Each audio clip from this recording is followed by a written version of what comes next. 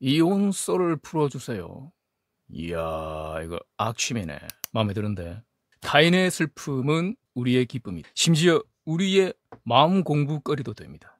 오늘은 저의 이 이혼 썰을 통해서 똥인지 된장인지 찍어 먹기 전에 미리 된장이 있는 쪽으로 갈 수 있는 지혜를 한번 얻어보도록 합시다. 사실 뭐 같은 얘기입니다. 깨어서 내면 아이 돌보면서 뭐든 하라 이겁니다. 다양한 각도로 반복해서 듣고 또 듣는 겁니다. 썰 풀고 오늘 공지할 게 있어서 공지 하나 더 끝에 덧붙이겠습니다. 썰은 마음 공부 한 잔의 안주로 삼을 테니 조금 디테일하게 풀게요. 일단 끌어당김 얘기부터 좀 해야겠습니다. 군대에 입대하기 전에 어떤 목사님의 책을 읽고 이게 믿음으로 원하는 거를 얻는다는 개념에 꽂혀들었습니다. 그래서 종교 관련된 일만 이게 주로 하는 군종병이라고 있거든요. 그 군종병이 되려고 막 이렇게 상상을 시작했어요. 입대하고 한 1년 정도 끝에 진짜로 군종병이 됐었습니다. 그때 되게 신기했죠. 과정들이 되게 신기하고 놀라운 것들이 있어서 이게 뭔가 새로운 세계에 좀 눈을 떴었습니다. 제대하고 나니까 시크릿이 유행하기 시작하는 거예요. 그러면서 끌어당김이라는 용어가 막 돌더라고요. 그 후에 이제 학교 졸업하고 또 이제 연애가 막 좀 고파가지고 나름 이상적으로 생각하는 어떤 사람을 대상을 이제 상상을 하면서 막 이빨 끌어당겼죠. 그때 한창 이제 영어 공부에 막 열을 올리고 있었거든요. 근데 그러던 때라서 기왕이면 한국어 배우고 싶어하는 외국 여자랑 연애를 한번 해보자 싶었죠. 그래야 이제 상대도 나도 연애하면서 서로 언어도 배우고 서로 윈윈이니까 그렇게 해서 어떤 외국인 처자를 만났습니다. 근데 그게 또 흘러 가다 보니까 결혼까지 가버린 거예요. 그 친구가 이제 사는 이제 캐나다에 갔어요. 이제 그 친구 집에서 한동안 머물면서 같이 사는데, 야, 이게 같이 살아보니까 성격이 이게 장난이 아니더라고. 그냥 대충 슥슥 통화하고 만나고 그럴 때는 모르죠. 근데 막상 같이 살면 까발려지는 게 많습니다. 그죠? 이 친구가 아이리시 출신이거든요. 이 유명합니다. 아이리시 출신들이 이게 뭔가 이렇게 파이팅이 넘쳐요. 기질 자체가 그런가 봐. 원래 이게 그쪽 사람들이 불같은 성격으로 유명합니다. 말로만 들었지 같이 살면서 생생하게 체험은 처음 해본 거죠. 물론 또 그런 성격이랑 궁합이 맞는 사람도 있을 거예요. 근데 저는 아니었다. 저도 성격이 둥글둥글하지 못하고 예민하고 이래가지고 마찰이 너무 심했어요. 그래도 그때 또 한참 이게 호포노포노에 빠져가지고 이 악마를 정화하리라 이러면서 맨날 정화를 막 오지게 했습니다. 안 변하죠. 잘 안 변해. 물론 여느 커플처럼 좋을 때는 또 좋고 꽁냥거리고 그러는데 터질 때는 이게 너무 터지고 그 텀도 이렇게 며칠 막 일주일 막 이렇게 되는 거예요. 다 그렇게 살고 그렇게 사귀고 그러는 거야. 이런 사람도 있겠지만 저는 너무 힘들더라고. 캐나다에 잠시 있다가 미국으로 가자 그랬는데 그때 혼인신고를 해서 미국으로 가가지고 내가 시민권을 받고 어쩌고저쩌고 해보자 이런 계획을 세웠었어요. 이제 그때 제 내면에서 진짜 난리가 났었습니다. 꿈속에서도 흉몽이 막 경고를 하고 흉몽으로 경고를 막 하고 직관적으로도 된장이 아니다 이런 느낌이 오고 난리였어요. 그런데 저는 그때 이게 호호포노포노에 좀 빠져 있었거든요. 호호포노포노를 좀 세게 믿고 있었습니다. 왜 그랬는지는 좀 이따가 얘기할게요. 아무튼 정화의 힘, 호호포노포노 정화의 힘으로 저 인간이 정화되면 같이 살만해질 것이다. 이렇게 생각을 한 거예요. 그래. 그래서 오케이 결혼하자 하고는 집에서 이제 조촐하게 조촐하게 이상한 아저씨가 와가지고 사인 시키고 그 친구의 가족 2명이 이제 옆에서 지켜보고 있고 그러고 나왔으면 그 아저씨가 you, now, you, husband, wife, okay, kiss and enjoy 과분가 yeah baby 이런 식으로 하여튼 짧게 하여튼 몇 분 만에 후다닥 뚝딱 해치우더라고요. 그리고 미국 가서 사는데 달라질 게 있었겠습니까? 이게 나중에 시간이 지나면서 쌓이다가 스트레스가 이게 너무 심해지니까 어느 날인가 이렇게 심장 쪽에 태어나서 저 진짜 그런 통증은 처음이었어요. 엄청난 고통이 느껴지는 거예요. 순간적으로 와 이러다가 내가 죽을 수도 있겠구나라는 느낌이 들었습니다. 태어나서 그런 통증이 처음이었어요. 진짜 극단적인 스트레스가 진짜 순식간에 없던 병도 만들고 심하면 사람을 죽이기까지 하겠더라고. 그때 제가 이제 30 초반이었거든요. 건강했어요. 그랬는데도 말이죠. 결국에 거의 생명의 위협을 느끼면서 이쯤에서 끝내야 되는 거 아닌가 하고 이제 생각을 하기 시작했죠. 결혼한 지 이제 6개월 정도밖에 안 됐는데도 이게 결심이 쉽지는 않죠. 또 그때만 해도 제가 또 아직 기독교 신앙 끼가 좀 남아있고 이래가지고 막 이렇게 갈등이 되니까 새벽에 뭐 교회 찾아가서 기도 지원내 해보고 막 아버지 도와주시옵소서 막 이러고 뭐 그러다가 어느 날 밤에 겁내 고민하고 뭐 이렇게 하다가 문득 이거 이거 뭔가 좀 사인을 좀 달라 뭐 이런 식으로 하늘을 좀 이렇게 무심하게 그냥 툭 한번 올려다 봤어요. 그냥 하도 깝깝하고 미치겠으니까 그냥 하늘을 팍 올려다 봤는데 그 순간에 별똥별이 확 떨어지는 거예요. 뉴욕 밤 하늘에 별똥별 하나가 확 내가 딱 보는 그 찰나에 그때 직관적으로 뭔가 이렇게 결심이 확 섰습니다. 그래 이만하면 됐다. 이제 심하게 하자 하고 이제 뭔가 결심이 탁 서는 거예요.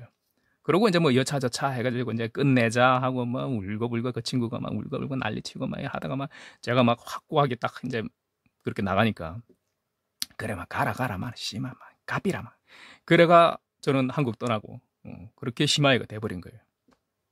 자 여기서 우리가 뭘 배울 수 있습니까? 그때 저는 견성도 하기 전인데다가 내면화의 상태도 엉망이었습니다. 30대 초반이었거든요. 그 불과 몇 년 전에 한 29살 때 그때 엄마랑 통화하면서 나를 왜 낳았냐 하면서 하소연을 진심으로 했던 놈이에요. 그러니까 그 내면 상태가 대충 짐작이 가죠. 어떤 상태였는지. 그런 놈도 어찌 하다 보면 끌어당겨지기도 하고 호흡포노포노로 또 뭔가 좀 변화를 경험하기도 하고 그러는 겁니다. 근데 근본적인 문제 해결은 쉽지가 않았던 거죠. 너무 중증이라서 그런 것도 있는 것 같아요. 애지간했으면 뭐 좀 살짝만 건드려줘도 뭐가 좀 좋아지고 그랬을지도 몰라요. 근데 요 호흡포노포노 이야기를 이 부분에서 좀 하지 않을 수가 없습니다. 이 채널 첫 영상에서도 대충 썰이 좀 있는데 썰 푼 게 조금 있는데 좀 더 자세히 풀면 이렇습니다. 그 캐나다 친구랑 같이 살 때 그 친구의 엄마가 조현병 환자였거든요. 같이 뭐 살기 전에 대충 들었어요. 근데 뭐 엄마가 좀 아프다 그래서 뭐 자세히는 몰랐는데 와서 보니까 꽤나 좀 중증인 조현병이었어요. 동전 보고 그 동전에 적힌 숫자 그 숫자가 뭐 특정한 날짜하고 뭐 겹치는 그런 숫자다. 그러면 자기가 암살자한테 암살을 당하는 날이 바로 그 날짜다. 이러면서 막 벌벌벌벌 떨미다. 막 사람이 패닉 상태에 빠져버려요. 뭘 길거리 가다가 간판 봐도 그런 식으로 되고 동전 봐도 막 그러시고 잠잠하다가 확 그러고 굉장히 이렇게 사람이 이렇게 막 주변 가족들을 막 힘들게 만들어요. 본인이 힘든 거는 뭐 말할 것도 없고 그래서 정화를 많이 했습니다. 몰래 말 안 하고 혼자서 속으로 그렇게 몇 달을 같이 살면서 계속 정화를 했죠. 저는 그러다 보니까 어느 시점부터인가 그분이 조금씩 뭔가 좋아지기 시작하는 거예요. 그러니까 약도 정신과 약을 당연히 막 먹고 있었죠. 약 먹고 나면 사람이 막 멍청해지고 막 그랬었거든요. 근데 이 약을 조금씩 끊으시는 거예요. 산책도 자주 조금씩 나가시기 시작하고 그러더만은 나중에는 배달 알바도 하기 시작했습니다. 이제 되게 신기했어요. 거의 이제 일상 대화하고 이런 것도 좀 되기 시작한 거예요. 제법. 그 배달 알바하면 그냥 배달만 하는 게 아니라 사장하고 얘기하고 또 그 집에 가가지고 뭐 대화도 간단하게 뭐 하고 뭐 이런 식으로 막 일을 했거든요. 그러니까 되게 뭔가 좋아진 거예요. 그런 걸 보면서 약간 자신감이 생겼던 겁니다. 이 호흡포노포노 이거 뭐가 있네. 이런 정도의 어떤 정화의 파워면 저 아이리시 악마도 온순한 양으로 만들 수 있지 않을까? 이래 싶었던 거야. 하지만 그거는 또 먹히지 않았었던 겁니다. 나하고 직접적으로 관련된 게 오히려 더 이상하게 안 돼. 그땐 몰랐죠. 그게 다 저의 이제 내면화의 상태랑 연결된 문제였다는 걸. 하여튼 그렇게 한국에 이제 돌아와서 또 뭐 이래저래 하다가 뭐 수행에 또 빠져가지고 어찌어찌 하다 보니까 견성하고 그러고 나서 또 웹툰 작가 그때 또 웹툰 작가를 한참 준비했거든요. 그리고 몇 년 준비하면서 뭐 원고 보내고 뭐 도전하고 이렇게 하다가 안 돼서 이제 접을 즈음에 고시원에서 총무를 시작했습니다. 근데 그 고시원에 조현병 환자가 또 2명이나 있는 거야. 그러시지 뭐, 이거 씨, 내가 무슨 마가 끼었나 싶은 생각이 들 정도로 계속 조현병 환자가 나타나 인생에. 한 명은 바로 옆방, 바로 저 옆방. 그리고 다른 한 명은 또 점을 건너서 방. 특히 바로 붙은 제 바로 옆에 옆방에 있는 인간이 이게 옆방에 있으면 그 고시원 방음이 별로 안 좋잖아요. 그 소리 다 들려요. 막 전화 통화하고 막 이런 소리 다 들리면 혼자서 뭐 이상한 소리 막 내고 막 그죠. 그러고 또 많이 부딪혀 저랑 지나가면서 뭐 이상 막 쿵시렁쿵시렁하고 이상 막 쌍욕하고 막 나한테 그러고 지나가거든. 그럼 저는 또 막 거기다 또 저도 또 맞받아치고 그러면서 막 서로 막 쌍욕하고 막 그랬었어요. 저랑 동갑인 여자분이었는데 그래도 제가 뭐 나름 뭐 견성식이나 한 놈이 이런 생각이 들죠. 이게 뭐냐 그런 생각이 들어서 있는지 어느 날인가 그런 기도를 했습니다. 기도도 아니고 뭔가 이상했어. 하여튼 네빌고다드식도 아니고 그렇다고 뭐 호호포노포노도 아니고 그 둘을 전혀 의식을 하지 않았어요. 그 두 공부를 잠깐 이렇게 내려놓고 있을 때였거든요. 그냥 기도 비슷하게 했어요. 그때 한 게 그 사람이 이게 나라는 거를 이제 살짝 깨어 있는 상태로 이제 인지를 하고 기도 비슷하게 나처럼 여기고 그거는 있었네. 내 안에 있는 모습 어떤 모습이 저렇게 드러나고 있는 것이다. 뭐 이런 생각은 하고 있었던 거예요. 하여튼 그 정도는 인지를 하고 기도 비슷하게 했어요. 저 인간의 심신이 건강하다. 저 인간이 행복하다. 축복을 받았다. 경제적으로도 풍족하다. 이런 식으로. 비는 것도 아니고 그냥 그러하다. 그런 마음을 품었어요. 처음에는 속에서 뭔가 역하더라고. 기분이 나빠. 그냥 계단에서 막 떼굴떼굴 굴러가지고 그냥 뒤져버렸으면 좋겠는데. 근데 또 그런 생각 들면 아니지. 저게 나지 하면서 다시 또 정신 차려갖고 또 생각하면서 기도 비슷하게 하고 짜증나게 할 때마다 일단 뭐 나도 맞받아치고 짜증내고 뭐 이렇게 하더라도 시간 또 조금 지나면 뭐 몇 시간 지나거나 뭐 하루 이틀 지나거나 그러고 나면 다시 또 마음을 돌이켜서 그래도 그래 그렇지 하면서 다시 또 그 기도 비슷한 것도 그렇게 하고 그러고 몇 달이 지났는데 옆방 여자가 점점 이렇게 뭔가 달라지는 게 보이는 거예요.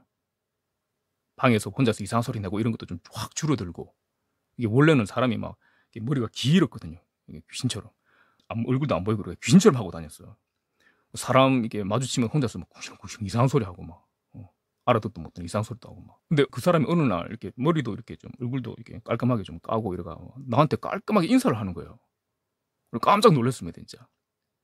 뭔가 사람 좀 교양 있게 좀 느껴지는 원래 저런 사람이었나? 라는 느낌이 들 정도로 얼굴 표정이랑 인상이 막 자체가 너무 달라져 있어가지고 근데 다른 사람처럼 보이는 거예요. 순간 굉장히 놀랐습니다. 그걸 뭐 저 인간이 죽을 날이 됐나? 갑자기 왜 저러노? 뭐 이런 생각이 들 정도로. 근데 이제 그러고 좀 더 있으니까 이제 주방에 약을 먹으러도 안 오더라고. 하루 종일 저 이제 사무실 총무하면 이제 사무실에 앉아서 CCTV 보지 않습니까?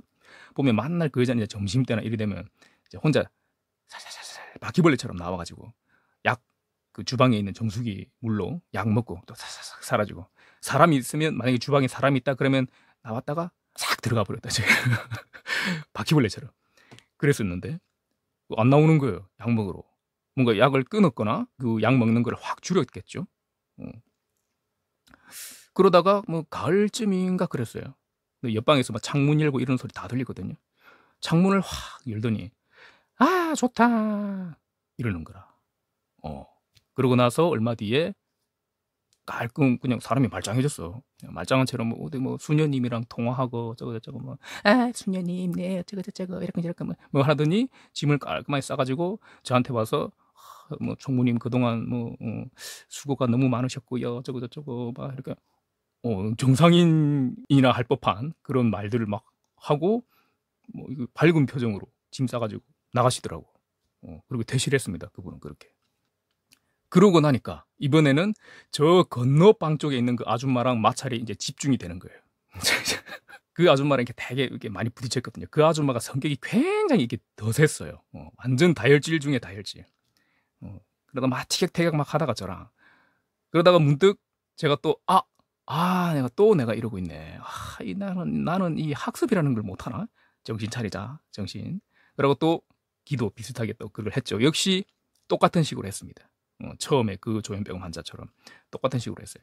그 아줌마도 약간 그 끼가 있었거든. 조현병 끼가. 약 먹고 그랬어요. 그 아줌마. 근데 그 아줌마가 전에부터 밀려오던 월세가 있었어요. 그게 거의 이제 6개월 차에 들어간 거예요. 그래가지고 이제 원장님이 쫓아낸다 뭐 난리가 났죠. 근데 더 이상 안 참겠다. 못 참는다 더 이상 뭐 하면서 이제 많이 참아준 거예요. 그죠? 6개월씩이나 참아줬으면. 근데 이 아줌마가 이제 또 막 똥줄이 타죠. 그러니까 뭐 원장님 뭐 갈 데도 없어요. 난감했죠 그 아줌마는. 뭐 이혼한 그 아줌마도 이제 이혼하고 오래전에 결혼 어떻게 했는지 몰라. 아무튼 근데 이제 제가 마침 그때 어떤 복지사 분이랑 우연히 이렇게 연이 닿았었거든요. 문득 그 복지사 분 생각이 나는 거예요. 그래서 그 아줌마 사정을 이야기하고 기초수급 같은 거를 받을 수 있게 도울 수 있지 않나? 이런 생각이 든 거예요. 그래서 그 아줌마를 이제 나처럼 생각하고 잘 되기를 바라고 뭐 이런 마음이 이제 있었으니까 그죠? 그러니까 이제 그런 생각을 한 거예요. 그런 마음 없었으면 그런 생각조차 안 했지. 그런 복지사하고 뭐 연결을 해볼 생각조차 안 했겠죠. 아무튼 그래서 그 아줌마한테 가가지고 내가 이런저런 사람을 아는데 아줌마 얘기를 좀 해도 되겠냐 하니까 눈이 띵 해갖고 만날 이게 싸우던 인간이 갑자기 뭔가 이렇게 도움을 주는 듯한 제스처를 취하니까 놀랬겠죠. 그럼 아줌마 그러시던가요? 그래가 뭐 오케이 했어요. 그래가 저는 이제 연결을 시켜줬고 이 아줌마는 기초수급 대상자 조건이 다 되는 거를 알게 됐습니다. 그리고 이분이 살짝 또 지적장애도 살짝 있었거든요. 조현병기도 있는데 또 지적장애기도 살짝 있고 이 사람이 약간 좀 그랬어요. 일상생활은 어느 정도는 할 수 있는데 평범한 사람은 아니야. 티가 많이 납니다. 이게 창문 밖으로 쓰레기 그냥 던져버리고 막 그걸 이제 문제를 느끼지 못하는 거예요. 그런 거예요. 그래서 그랬는지 이 사람은 기초수급 같은 것도 그동안에 못 알아봤던 거죠. 그런 걸 알아볼 뭐 생각조차도 못했던 거지. 어쨌든 이분이 연결이 잘 돼가지고 수급이 나오고 또 적십자랑 어떻게 연결이 됐어요. 이제 그게 뚫리기 시작하면서 그러면서 그 아줌마가 밀린 월세가 거의 한 200 몇십만 일이 됐거든요. 그걸 한 방에 다 갚았습니다. 우리나라 자비로워. 그러고 매달 생활비가 일정 부분 나오고 복지관에서 반찬 지급해주고 직업 연결 프로그램 같은 거 또 다니게 해주고 그리고 또 정기적으로 또 그 복지관에서 누가 나오더라고요. 가서 이제 뭐 확인하고 또 뭐 잘 지내시나 뭐 이런 얘기도 하고 뭐 상담 비슷한 것도 해주고 뭐 그랬나 봐요. 아마 그 아줌마 그 조건이나 이런 상황들이 그런 혜택을 다 받을 수 있는 그런 조건이 다 됐었나 봐요. 그래서 그리 된 것 같아요. 아무튼 이 아줌마는 갑자기 이제 인생이 편 거야. 그리고 내가 완전 구세주죠. 그 뒤로 이 아줌마가 저한테 꼼짝을 못 하게 되는 거예요. 뭐 그리 잘 됐다고 해서 그 사람이 성격이 갑자기 변하고 이런 건 아니었거든요. 근데 그럼에도 불구하고 이제는 나한테 꼼짝을 못 하는 거야. 아주 그냥 뭐 예수님 보듯이 저를 그냥 보는 거예요. 슬슬 기지 이제. 그 아줌마하고 저하고의 어떤 갈등, 마찰 이런 것들이 거의 사라져 버렸습니다. 물론 그분이 성격이 워낙 이렇게 드세다 보니까 가끔씩 마찰은 조금 있고 뭐 이래 했지만은 이게 엄청난 은혜를 입은 입장이다 보니까 금세 꼬리를 내려버리는 거예요. 웬만하면 자기가 그냥 하고 그냥 물러나고. 근데 원장님하고는 여전히 사이가 안 좋았어요. 이게 만날 전화해가지고 이상한 걸로 따지고 태클 걸고 막 이렇게 원장님 힘들게 하고 이제 뭐 월세 다 갚았다 이거야. 과거에는 저한테도 비슷했거든요. 근데 이제는 원장님한테만 그러는 거예요. 저의 세상에서 그 아줌마는 더 이상 골 때리는 조현병 환자가 아니라 그냥 가끔 제 일까지도 거들어 주기도 하는 평범한 아줌마가 돼버린 겁니다. 넉넉하지는 않지만 경제적으로도 뭐 큰 걱정 없이 그냥 살아가시고 이런 식으로 제 주변에서 조현병 환자가 이렇게 3명이나 이런 식으로 저런 식으로 이렇게 좋아지는 꼴은 봤는데 정작 나는 안 고쳐지더라고. 내빌고다드 호흡 포노포노 이런 걸 나중에 또 집중적으로 했거든요. 그런 현상이 생기고 나니까 또 휴렌 박사 생각이 나잖아요. 호흡 포노포노 생각이 나잖아요. 이거 혹시 그거하고 연결된 거 아닌가? 내가 한 게 호흡 포노포노랑 되게 비슷한데 하고 조현병 환자가 고쳐지니까 휴렌 박사 생각이 나잖아. 당연히 휴렌 박사 그 병동에 들어가서 거기 있는 환자들이 전부 다 이렇게 회복돼서 나가고 이런 일화 아시죠? 그죠? 그러니까 나도 그 생각이 나는 거예요. 그래서 다시 막 꽂히기 시작했죠. 호흡 포노포노 이런 쪽으로. 그래서 막 겁내겠지. 근데 안 돼. 그래, 왜 나는 안 되지? 저 사람들은 저렇게 고쳐지고 뭔가 좋아지는데 왜 나는 안 되지? 그래 또 답답하니까 또 막 자기계발서, 일반적인 자기계발서 같은 거, 뭐 그런 것들도 막 사서 다시 또 보기도 하고, 하라는 거 해보고, 뭐 약간 뭐 미신스러운 비슷한 약간 그런 책도 있지 않습니까? 그런 것까지도 해보고. 근데 안 돼. 제가 너무 이게 오랫동안, 고시원에 거의 한 5, 6년 있었거든요. 총무로. 너무 오랫동안 해보고 싶었던 게, 내가 정확하게 뭘 하고 싶지? 요거를 아는 것 자체도 일단 목표 중에 하나였고, 또 그거를 실행을 하고 그걸로 또 돈도 벌고 온라인으로 뭔가를 또 하고 싶다, 이런 마음은 또 조금 있었어요. 근데 무엇으로, 어떤 방향으로 해야 될지 그걸 이렇게 갈피를 잡기가 어려운 거예요. 하여튼 온라인으로 돈도 벌고, 이 고시원도 좀 벗어나고, 건강해서 좀 자립해서 좀 사는, 제대로 좀 살자, 이런 거였는데 그게 너무 안 되더라고. 너무 어려웠습니다. 그러게. 그리고 뭐 저번 영상에서도 뭐 말씀드렸는데, 고시원에서 온라인으로 뭐 해보려고 하다가 6,900원 벌었더니 거의 경기를 일으켰던 거. 뭐가 잘 안 되는 거예요. 나 자신을 변화시키는 것 자체가. 차라리 어디 뭐 그냥 뭐 직장을 들어가거나 그렇게 하면 뭐 조금 뭐 어떻게 할 수 있었을지는 몰라. 근데 내가 하고 싶은 거를 하면서 살고 싶다, 뭔가 이렇게 좀 더 삶을 뭔가 나답게 이렇게 하려고 하니까 이게 탁탁탁 막히는 거예요. 직장도 사실 이렇게 쉽지가 않았습니다. 1년 이상 다닌 직장이 없어요. 반드시 어떤 문제든 만들어서 파토를 내. 스스로 만들어내든 아니면 우연히 그렇게 되든, 내가 다니는 회사나 이런 게 그냥 망해버리든지 갑자기. 1년을 못 넘기는. 그러니까 내면에서 뭔가 이게 문제가 있는 거예요. 그죠? 내면의 상태가 뭔가 문제가 있는 거예요. 계속 따라다니고 있었다. 근데 지금은 이제 어떻게 됐다? 이제 매달 온라인을 통해서 적지만은 생활에 나름 큰 보탬이 되는 돈을 뭐 착실하게 벌고 있고, 조금씩. 그리고 고시원 총무하던 시절에는 그렇게 해보고 싶었는데 엄두도 못 내던 일, 그거를 지금 하고 있습니다. 6,900원 벌고 막 발작을 일으키고 막 이러고 나가 떨어져 버리고 막 널브러지고 막 이러던 인간이 걷기 시작한 거예요. 저는 사실 뭐 그것부터가 저한테는 이미 기적입니다. 그 어떤 방법으로도 이게 안 됐는데, 내가 바라는 어떤 내 삶의 모습, 내가 하고 싶은 거를 명확하게 찾고 그거에 대해서 스스로 확신을 가지고 밀고 나가고, 거기에서 조금씩 원하는 결과를 만들어내고, 이렇게 하고 싶었는데 죽으라 하고 안 됐거든. 그게 그랬는데 그 저주가 풀렸다. 이제는 하고 싶은 거를 할 수가 있고 또 하고 있고, 이런 거를 뭘로 했다? 깨어서 내면의 돌보기, 이걸로 했다. 이런 깨어서 내면의 돌보기 수업을 영상으로만 좀 했었는데, 그것보다는 오프라인에서 좀 더 집중적으로 소규모 인원으로 그룹 과외 느낌으로다가 한번 해보려고 합니다.